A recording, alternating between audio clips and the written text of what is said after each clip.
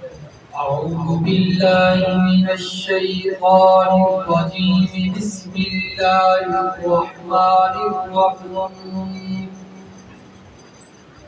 ومن آياته يريكم البرق خوفا وطمعا اور اسی کی نشانیوں میں سے یہ بھی ہے کہ وہ تم کو بجلی دکھاتا ہے جس میں خوف ڈر ہوتا ہے اور تمام امید ہوتی ہے وَيُنَزِّلُ مِنَ السَّمَاءِ مَاءً اور اتارتا ہے آسمان سے پانی کو فَيُحْيِي بِهِ الْأَرْضَ بَعْدَ مَوْتِهَا اور زندہ کرتا ہے اس پانی کے ذریعے زمین کو اس کے مرنے کے بعد مردہ ہو جانے کے بعد ان فی ذالک لآیات لقوم یعقلون بے شک اس میں نشانیاں ہیں اس قوم کے لیے جو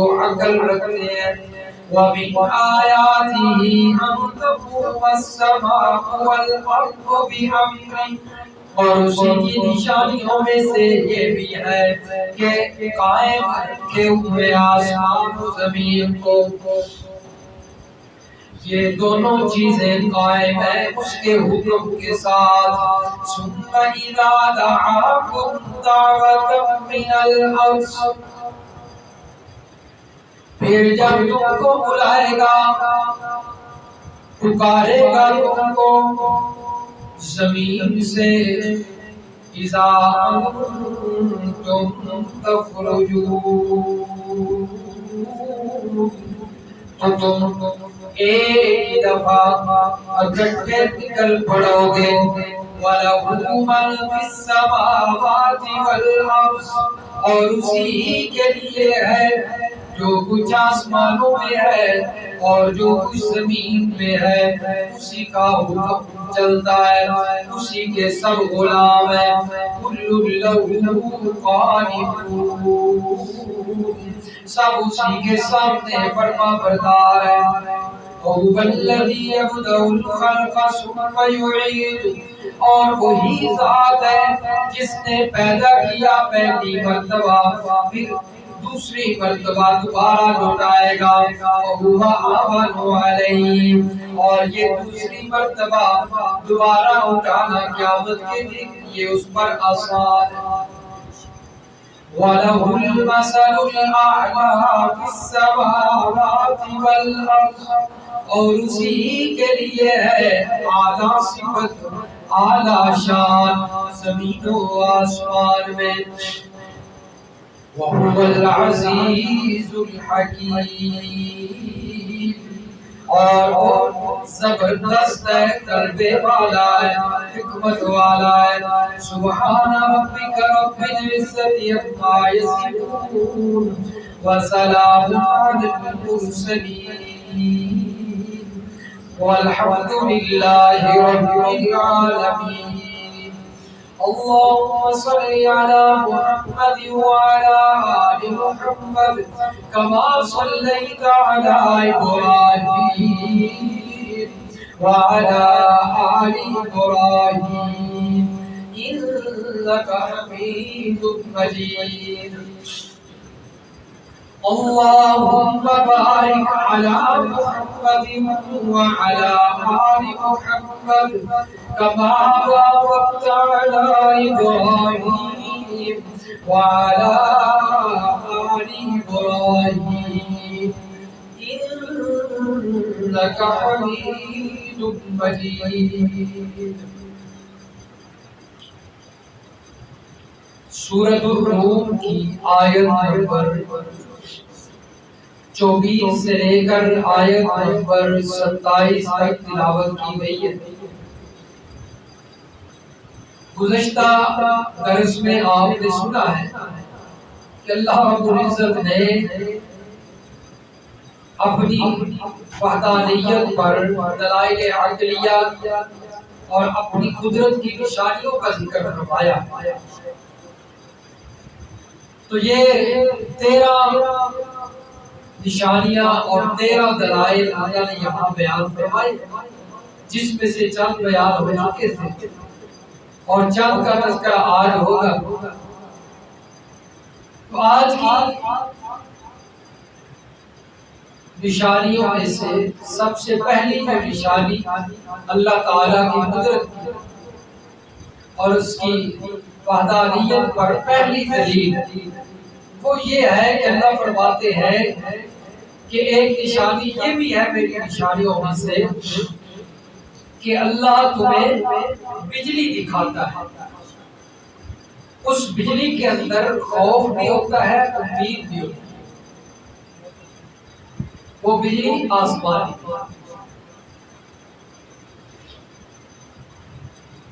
تو فرمایا کہ جس وقت آسمان پر بجلی چمکتی ہے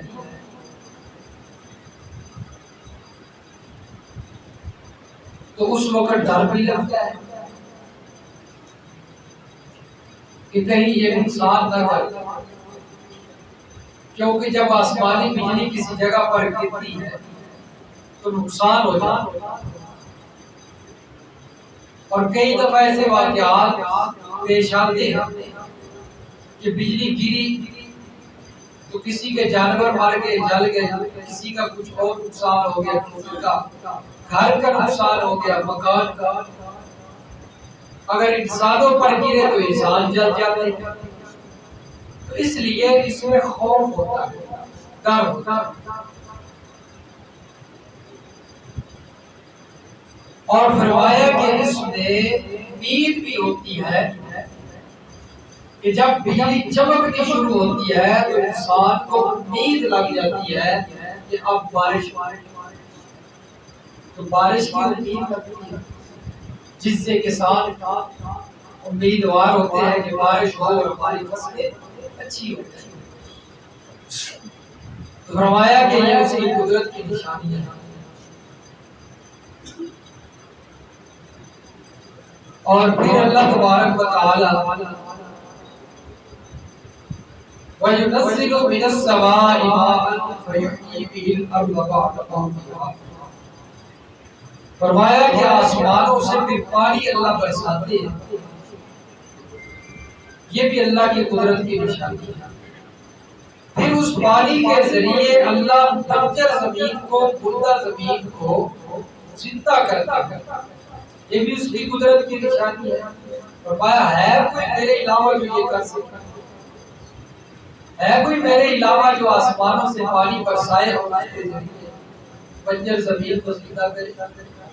ہے کوئی؟ جب قحط سالی پڑ جاتی ہے اور کسان ذمہ دار پریشان ہوتے ہیں کہ بارش نہیں ہو رہی، فصلیں خراب ہو رہی ہیں، فصلیں سوکھ رہی ہیں، خشک ہو رہی ہیں، تو اس وقت یہی کے ساتھ جب فصل تیار ہوتی ہے اور وہ فصل اس میں سے ایک ڈیری بابے کی نام کی سائڈ پہ کرتے ہیں، انہیں چاہیے کہ جس وقت کا سالی پڑ جاتی ہے تو اپنے بابے کو کہیں کہ اب بارش برسائے، لیکن فرمایا نہیں، آسمانوں سے بارش برسانا یہ صرف کس کا کام ہے؟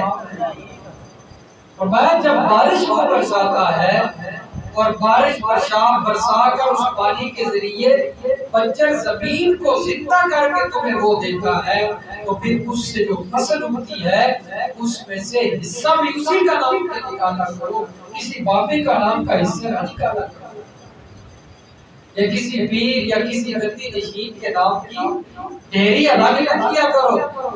جب بارش کو برسا رہا ہے تو پھر فصل کی تقسیم بھی جب ہو تو صرف اسی کے نام کے نام سے فرمایا کہ ان فی ذالک لآیات لقوم یعقلون۔ دوسرے مقام پہ اللہ فرماتے ہیں وجعلنا من الماء كل شيء، ہم نے اس پانی کو بنایا ہے ہر چیز کو زندہ رکھتا ہے۔ تو زندگی، ہر چیز کی زندگی کا انحصار بات ہے۔ انسان ہے یہ بھی زندہ ہے تو کس کی وجہ سے؟ پانی لگتا ہے تو فصل اگتی ہے نا، کھانا پینے سے تیار ہو گیا. اور ویسے بھی سائنس کہتی ہے کہ انسان کو 80% پانی کی ضرورت ہے، 20% باقی خوراک. تو پانی کی مقدار انسان کے جسم میں زیادہ ہونی چاہیے. آج پانی بیماریاں جو ہے وہ اسی لیے بڑھ رہی ہے کہ پانی کی مقدار کم ہو گئی، پانی لوگ کم پیتے جس کی وجہ سے بیماریاں بڑھ جاتی ہیں. اور مردوں میں جو مریض بن جاتے ہیں اس کی وجہ بھی یہی ہے کہ پانی کم پیا جاتا ہے. تو پانی جو ہے اسی پر زندگی کا انحصار ہے. پانی کے ذریعے اللہ تعالیٰ ہر چیز کو زندہ کرتے ہیں. اللہ تعالیٰ نے فرمایا تو فرمایا کہ فی ذالک لآیات لقوم یعقلون، بے شک یہ جو کام ہے اس کے اندر فرمایا عقل رکھنے والی قوم کے لیے نشانیاں ہیں. جو لوگ عقل رکھتے ہیں اور اپنی عقل کا استعمال کرتے ہیں، غور و فکر کرتے ہیں، مطالعہ کرتے ہیں، مشاہدہ کرتے ہیں، فرمایا ان کے لیے اللہ کو پہچاننے کے لیے ان کے پاس یہ دلائل کافی ہے.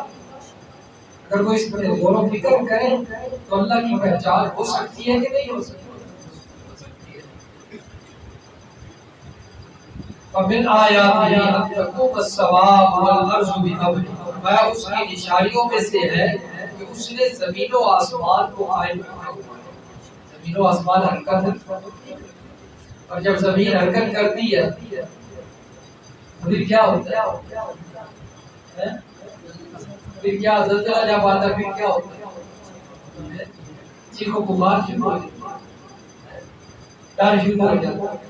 یہ اللہ کی قدرت کی نشانی ہے کہ وہ زمین کو ہلنے نہیں دیتا، اور جب ہلاتا ہے تو پھر کوئی ٹھہرانے والا نہیں ہوتا.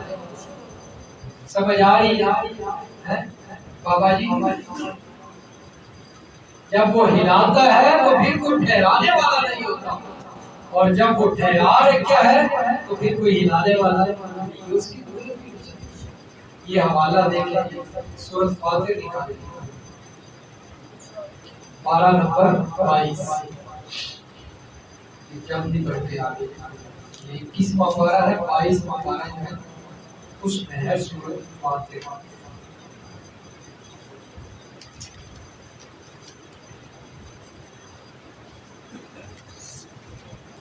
صفحہ نمبر 530، صفحہ 530 سورۃ فاطر کی آیت نمبر 41.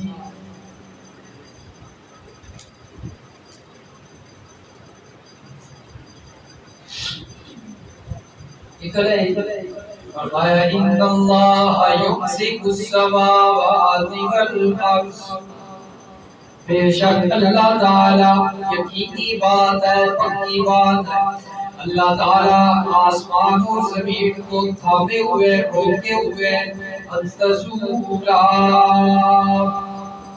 کس بات سے کہ وہ دونوں ہلنے لگ جائیں. کون روکے ہوئے ہے؟ کس نے تھاما ہوا ہے؟ اللہ نے تھاما. وَلَئِنْ زَالَتَا إِنْ أَمْسَكُهُمَا مِنْ أَحَدٍ مِّن بَعْدِهِ، اور اگر یہ دونوں ہلنے لگ جائیں بالفرض، اگر یہ دونوں حرکت میں آ جائیں، اپنی حالت کو چھوڑ دیں، تو پھر خدا کے سوا اور کوئی ان کو تھامنے والا نہیں، پھر ان کو روکنے والا. إِنَّهُ كَانَ حَلِيمًا غَفُورًا، فرمایا بے شک وہ بردبار ہے، بڑا غفور رحیم ہے. بردبار ہے کیا مطلب ہے؟ یعنی اس کی ایک صفت ہے حلیم، بردباری، صبر اور تحمل والی، حوصلے والی. وگرنہ اگر اس کی فرمایا کہ اللہ تعالیٰ کی یہ صفت ہے اور یہ سارا نظام ہے، وگرنہ اس زمین پر، اس دھرتی پر جو کچھ ہو رہا ہے، فرمایا تکاد السماوات یتفطرن منہ وتنشق الارض وتخر الجبال حتی، یہ زمین و آسمان ٹھہرتے ہیں. اب تک پتہ نہیں کیا سے کیا ہو جائے. اور اس دھرتی پر سب سے بڑا جرم شرک ہے۔ اس جرم کی وجہ سے یہ زمین اور آسمان ٹھہرے نہیں، حرکت میں آ جائے، لیکن اللہ تعالیٰ کی بہت دواری والی صفت ہے کہ اللہ تعالیٰ شرک کے باوجود اس کو تھامے ہوئے اور اس کو حرکت میں نہیں آنے دیتے، وگرنہ اس کی ذات میں جو شریک کرتا ہے اللہ یہ برداشت نہیں کرتے، ہر کس برداشت نہیں کرتے۔ تو فرمایا کہ یہ اللہ کی نشانیوں میں سے ہے کہ آسمان و زمین اس کے حکم سے قائم ہے، اور فرمایا بلا یقول حفظہما، ان کا قائم رکھنا، ان کی حفاظت اللہ کو تھکاتی بھی نہیں، کیونکہ تھک جانا یہ کمزوری ہے اور اللہ تعالیٰ کمزوریوں سے پاک ہے۔ فرمایا اللہ کے علاوہ کوئی کمزوریوں سے پاک نہیں، انبیاء ہے تو وہ بھی کمزوریوں سے پاک نہیں، اولیاء ہے وہ بھی کمزوریوں سے پاک نہیں۔ فرمایا یہ اللہ تعالیٰ کی صفت ہے کہ وہ کمزوریوں سے پاک ہے، سے کمزوریاں لائی نہیں۔ ثم اذا دعاكم دعوة من الارض اذا انتم تخرجون، فرمایا اب تو اللہ تعالیٰ زمین و آسمان کو تھامے ہوئے، یہ ہلتا نہیں، حرکت نہیں کرتے،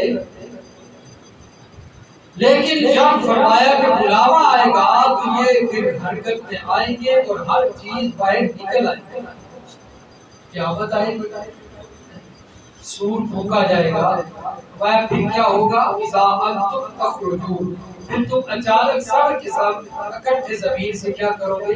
نکلو گے۔ سورۃ یاسین نکالیں،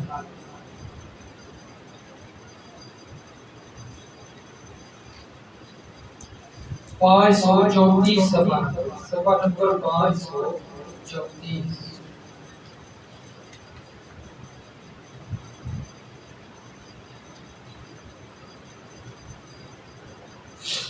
اور سورۃ یاسین کی آیت نمبر 51، فرمایا وَنُفِخَ فِي الصُّورِ فَإِذَا هُم مِّنَ الْأَجْدَاثِ إِلَىٰ رَبِّهِمْ يَنسِلُونَ،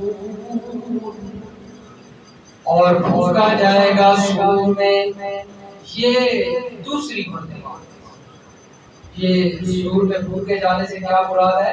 دوسری مرتبہ جو اسرافیل علیہ السلام سور میں پھونکے، فَإِذَا هُم مِّنَ الْأَجْدَاثِ إِلَىٰ رَبِّهِمْ يَنسِلُونَ، اس وقت سارے کے سارے یک بار قبروں سے نکل کر اپنے رب کی طرف جلدی جلدی دوڑنے لگ جائیں گے۔ پہلی مرتبہ پھونکا جائے گا تو قیامت ہے، ہر چیز ختم ہو جائے گی، ختم ہو جائے گی، بالکل ہموار ہو جائے گی زمین۔ لیکن دوسری مرتبہ فرمایا جب پھونکا جائے گا تو سارے انسان زندہ ہوگا، جو قبروں میں ہے وہ بھی، جتنے بھی انسان اس دنیا میں آئے زندگی گزار کر کے سب زندہ ہو گیا، اور فرمایا کہ اپنے رب کی طرف یکسرون، جلدی جلدی دوڑے گے، یکسرون اسی سے نسل بھی ہے، یہ نسل سے یکسرون نسل سے نسل بھی اسی لیے اس کو کہتے ہیں کہ وہ بھی جلدی بڑھتی ہے، نسل بھی بڑھتی ہے اس کو، یہ اس لیے فرمایا ہے۔ قالوا یا ویلنا من بعثنا من مرقدنا، سارے کہیں گے ہائے ہماری بختی، ہم کو ہماری قبروں سے کس نے اٹھایا، کس نے اٹھایا، ہم تو قبروں میں پڑے ہوئے تھے۔ یہ تو اب معاملہ خطرناک شروع ہو گیا، حساب و کتاب ہونا بڑا مشکل مرحلہ شروع ہو، ادھر ٹھیک تھا۔ هذا ما وعد الرحمن وصدق المرسلون، یہ وہی قیامت ہے جس کا رحمان نے وعدہ کیا تھا اور پیغمبر سچ کہتے تھے۔ اس وقت پھر کہا جائے گا کہ یہ وہی قیامت ہے جس کا اللہ نے کیا کر رکھا ہے، وعدہ کر رکھا اور پیغمبروں نے آ کر تمہیں بتایا، تم یقین نہیں کرتے تھے قیامت بھی آئے گی، تم کیا کہتے تھے اے جہاں مٹھا دیکھنا، کیا مٹھا، یہ بھی قیامت کا انکار ہے۔ جو یہ انسان لفظ بولتا ہے نا اے جہاں مٹھا دیکھنا، کیا مٹھا، یہ بھی قیامت کا کیا ہے، انکار ہے، اور قیامت کے انکاری کی بخشش نہیں ہوگی، جوتے پڑیں گے اسے۔ ہاں اکثر لوگ یہ الفاظ بولتے کہ نہیں بولتے؟ چودھری کوئی عالم بیان کر رہے تھے، گاؤں کا چودھری آیا، عالم جو ہے وہ قیامت کے احوال بیان کر رہے ہیں، جنت اور دوزخ کا تذکرہ کر رہے ہیں۔ تو چودھری آگے سامنے کہتا ہے بیان کے دوران کہ مولوی صاحب ایک ہی شروع کیتا ہے، چھٹو اتنا رات یہ جہاں مٹھا تھے اللہ کہہ مٹھا، چھٹو اتنا حوالات یہ جو قیامت کے حوال آپ بیان کر رہے ہیں چھوڑو اسے، پتہ نہیں کس یہ قیامت کا انکار تازہ بات ہے جو بندہ یہ اور قیامت کے انکاری کا جو ہے وہ اللہ تعالیٰ نے جنہیں فرمایا ہے تو ان کے ساتھ کیا معاملہ کیا جائے گا۔ إِلْكَانَتِ النَّاسِ أَمْرٌ وَاحِدَةً وَإِذَا هُمْ جَمِيعٌ لَدَيْنَا مُحْضَرُونَ۔ اللہ فرماتے ہیں بس وہ ایک ہی چیخ ہوگی، ایک ہی زوردار آواز ہوگی جس کی وجہ سے سارے کے سارے ہمارے سامنے جمع ہو جائیں گے، ہمارے پاس حاضر ہو جائیں گے۔ فَالْيَوْمَ لَا تُظْلَمُ نَفْسٌ شَيْئًا وَلَا تُجْزَوْنَ إِلَّا مَا كُنتُمْ تَعْمَلُونَ۔ پھر اس دن کسی شخص پر ذرا پر بھی ظلم نہیں کیا جائے گا، کسی کے ساتھ ظلم یعنی حساب و کتاب میں، یہ نہیں کہ کسی کی نیکیاں زیادہ ہے اس کا کم کر کے جو ہے وہ اسے دے دی جائے، نہیں، جس کی نیکیاں ہیں اتنی ملے گی، جس کے برے عمل ہیں اتنی سزا ملے گی۔ وَلَا تُجْزَوْنَ إِلَّا مَا كُنتُمْ تَعْمَلُونَ۔ فرمایا اور تم کو بس انہی کاموں کا بدلہ دیا جائے گا جو تم کیا کرتے تھے دنیا میں، دنیا میں جو تم عمل کرتے تھے ان کا بدلہ ملے گا۔ اِنَّ أَصْحَابَ الْجَنَّةِ الْيَوْمَ فِي شُغُلٍ فَاكِهُونَ۔ اہل جنت اس دن فرمایا مشغلوں کے اندر کچھ دل ہوں گے، جنت والے اپنی مصروفیات میں خوش ہوں گے، انہیں جنت جو مل جائے گی۔ هُمْ وَأَزْوَاجُهُمْ فِي ظِلَالٍ عَلَى الْأَرَائِكِ مُتَّكِئُونَ۔ فرمایا وہ بھی اور ان کی بیویاں بھی نیک بیویاں جنہیں جنت ملے گی، فرمایا پھر وہاں پر یہ جو نیک بیوی ہے جس کا فیصلہ جنت کا ہو جائے گا، حور کا بڑا تذکرہ آپ نے سنا ہے کہ بڑی خوبصورت ہوگی، 70 مختلف رنگوں کا لباس پہنا ہوگا لیکن پھر بھی اس کی خوبصورتی نظر آ رہی ہوگی، لیکن نیک بیوی فرمایا کہ جنت کے اندر جو چلی جائے گی یہ حور سے بھی زیادہ خوبصورت ہے، یہ حور سے بھی زیادہ خوبصورت ہوگا، اگر وہاں پر تخائش کرے گا تو اسے اس کی بیوی عطا کی جائے گی۔ فرمایا یہ بھی جنتی بھی اور ان کی بیویاں بھی سایوں کے اندر، سائبانوں کے اندر تختوں پر تکیے لگائے ہوئے بیٹھے ہوں گے، ان کے لیے فرمایا جگہ بنائی جائے، سیج لگائے جائے، اس طرح دلہن دولہے کے لیے بنائی جاتی ہے جگہ خوبصورت پھولوں سے سجائی جاتی ہے، اسی طرح فرمایا جنتیوں کے لیے یہ ٹیپ لگا کے بیٹھے ہوں۔ لَهُمْ فِيهَا فَاكِهَةٌ وَلَهُم مَّا يَدَّعُونَ۔ ان کے لیے وہاں پر ہر طرح کے میوے ہوں گے اور جو کچھ یہ مانگیں گے ان کو ملے گا، جس چیز کی تمنا کریں گے ان کے سامنے حاضر کیا جائے گا۔ سلام قولا من رب الرحیم۔ فرمایا اللہ تعالیٰ کی طرف سے سلامتی بھی آئے گی، اللہ تعالیٰ سلام کریں گے، ہم کا دیدار کروائیں گے۔ اللہم اجعلنا منہم، اللہ تعالیٰ ہمارا بھی شمار اسی میں کرتے ہیں۔ تو فرمایا کہ یہ قیامت کا منظر ہے کہ ہر انسان کو اٹھایا جائے گا اور وہ اپنے رب کی طرف بھاگے گا، لیکن وہ جو آواز انہیں سنائی دے گی اس کی طرف بھاگیں گے اور پھر ایک ہی جگہ پر جمع ہو جائیں گے، پھر اللہ تعالیٰ وہاں پر حساب کتاب شروع کرے گا۔ تو فرمایا کہ یہ اس کی نشانی ہے، یہ اس کی نشانیوں میں سے ہے، جب بلایا جائے گا تو ہر چیز نکل پڑے گی۔ وَلَوْ فِي السَّمَاوَاتِ وَالْأَرْضِ كُلٌّ لَّهُ قَانِتُونَ۔ فرمایا اسی کے لیے ہر چیز پابند ہے، زمین و آسمان میں جتنی مخلوق ہے یہ کس کے حکم کے پابند ہے؟ اللہ کے حکم کے۔ اللہ جو حکم کرتا ہے فرمایا کوئی ان الحکم الا للہ، فرمایا اس کائنات میں صرف اسی کا حکم چلتا ہے۔ امر اللہ تعبدوا الا اياه، اور اس کا حکم ہے کہ تم اس کے سوا کسی کی عبادت نہ کرو۔ ذالک الدین القیم، فرمایا یہی مضبوط، یہی ٹھیک دین ہے، ولکن اکثر الناس لا یعلمون، اکثر لوگ جانتے نہیں۔ تو اصل دین کیا ہے جی؟ صرف کس کی عبادت کی جائے، یہ اصل دین ہے۔ دین قیم جس کو اللہ نے قرآن مجید میں فرمایا سورہ یوسف، فرمایا یہ اصل دین ہے، میری عبادت کے علاوہ جو بھی عبادت کی جائے گی فرمایا وہ دین قیم نہیں ہے، وہ شیطان کا بنایا ہوا ہے، وہ میرا بتایا ہوا دین نہیں ہے۔ فرمایا میری عبادت کو میرا، جس کو میں نے پسند کیا، اور یہ دین اسلام، یہ دین اسلام، اور یہی تمام انبیاء کا دین رہا، دین اسلام ہی تمام انبیاء کا دین رہا۔ چنانچہ فرمایا کہ اسی ہی کے سامنے ہر چیز اس کے حکم کی پابند ہے، کل لہو قانتون، ہر چیز اس کے سامنے تابع ہے، فرمایا جو وہ حکم کرتا ہے وہی، اگر اللہ کے نبی ہے تو وہ بھی کس کے حکم کے پابند ہے؟ اللہ کے حکم کے پابند ہے۔ اس لیے اس زمین پر، اس دھرتی پر، اس رب کی بنائی ہوئی کائنات پر فرمایا رب کے سوا کسی کا حکم نہیں چلتا، نہ کسی نبی کا حکم چلتا ہے، نہ کسی ولی کا، نہ کسی قبر والے کا، نہ کسی بابے کا، نہ کسی گدی نشین کا۔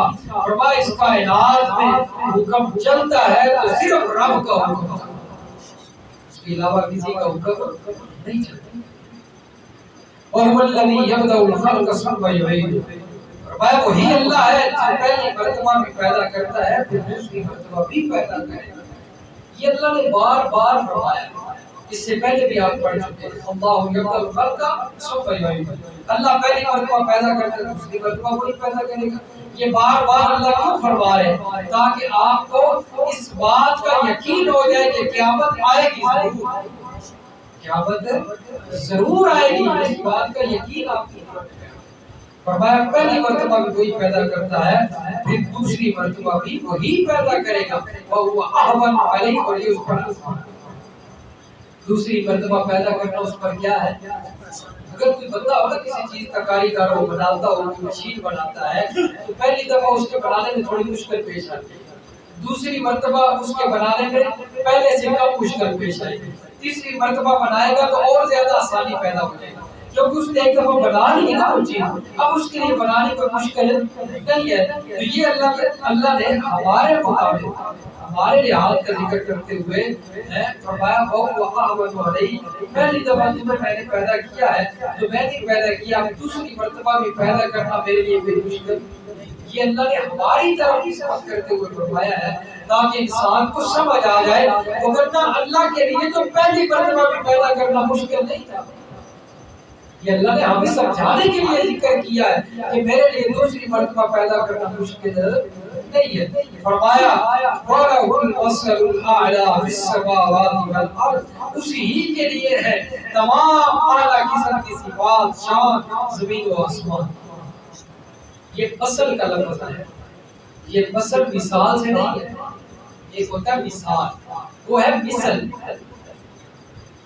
وہ میم کی زیر کے ساتھ، میم کی کسرہ کے ساتھ، اور یہ میم کی زبر کے ساتھ ہے، مثل مثل، ملتے جلتے الفاظ ہے لیکن معنی ان کا تبدیل ہے، معنی الگ الگ ہے۔ مثل تو اللہ کے لیے استعمال ہو سکتا ہے لیکن مثل اللہ کے لیے استعمال نہیں ہو سکتا، کیونکہ اللہ خود فرماتے ہیں لیسا کمثلہ، کیونکہ اس کی مثال ہی کوئی نہیں، اس کی مثل اور کوئی چیز نہیں ہے۔ ایک اور مقام پہ اللہ فرماتے ہیں فلا تضربوا للہ الامثال، میرے لیے گندیاں مثالیں رکھی ہو، یہ جو تم مثالیں دیتے ہو کہ سیڑھی پر چھت پر چڑھنا ہو تو سیڑھی کی ضرورت پڑتی ہے، وزیر اعظم کو ملنا ہو تو اس کے سیکٹری کی ضرورت پڑتی ہے، فرمایا یہ مثالیں میرے لیے نہ دیا کرو کہ اللہ کو ملنا ہو تو درمیان میں بابوں کی ضرورت پڑتی ہے، نبیوں ولیوں کی ضرورت پڑتی ہے، قبر والوں کی ضرورت پڑتی ہے، ان کا واسطہ وسیلہ دے کر اللہ کو پکارا جائے، پھر اللہ تعالیٰ سنتے ہیں۔ فرمایا یہ مثالیں میرے لیے نہ دیا کرو کیونکہ میں مثالوں سے پاک ہوں، میں مثالوں سے، فرمایا میری کوئی مثال نہیں ہے، میری کوئی نظیر نہیں ہے، قل هو اللہ احد، میں اکیلا، میں کیا ہوں، اکیلا۔ تو اس لیے یہاں پر وصل کا لفظ ہے، وصل کا مطلب ہوتا ہے اعلیٰ شان صفت، یعنی فرمایا زمین و آسمان کو اس کی صفات سب سے اعلیٰ ہے۔ فرمایا وَهُوَ الْعَزِيزُ الْحَكِيمُ، اور وہ غالب ہے، غلبے والا ہے، وہ ہر چیز چاہے جو چاہے وہ کر سکتا ہے، اس سے کوئی پوچھنے والا نہیں۔ الحکیم، فرمایا وہ حکمتوں والا ہے، وہ جو بھی کرتا ہے اس میں کوئی نہ کوئی اس کی حکمت ہوتی ہے، وہ بغیر حکمت کے کوئی کام نہیں کرتا۔ اللہ سب نصیب فرمائے۔